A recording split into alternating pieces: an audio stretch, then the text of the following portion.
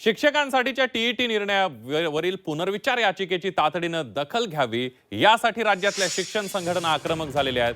TET प्रमाणेच शिक्षकेतर कर्मचाऱ्यांच्या पदभरतीसह अनेक प्रलंबित मागण्यांसाठी उद्या राज्यातील शाळा बंद ठेवण्याचा इशारा देण्यात आलेला आहे।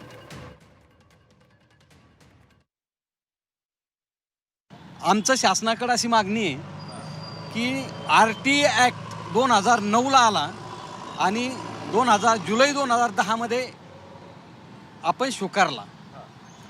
आरटीए ॲक्टमध्ये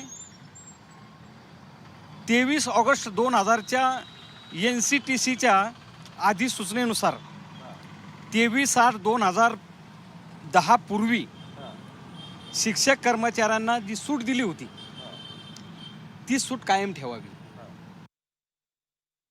आमचं शासनाकडे अशी मागणी आहे की आरटीए ॲक्ट 2009ला आला आणि जुलै 2010 मध्ये आपण स्वीकारला।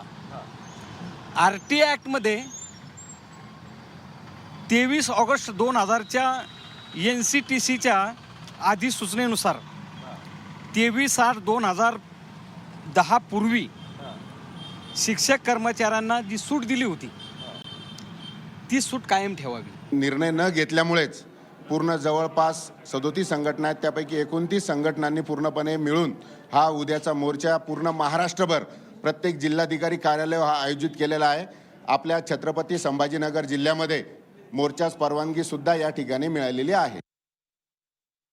बंधू भगिनींना विनंती आवाहन करीन की महाराष्ट्र शासन या विषयाच्या संदर्भामध्ये गंभीर आहे, सकारात्मक काय निर्णय करता येईल त्या दृष्टिकोनातून मार्गक्रमण करतो आहोत आणि म्हणून उद्याच्या आंदोलनाचा त्यांनी फेरविचार करावा, आंदोलन करू नये अशा प्रकारची विनंती आवाहन करतो।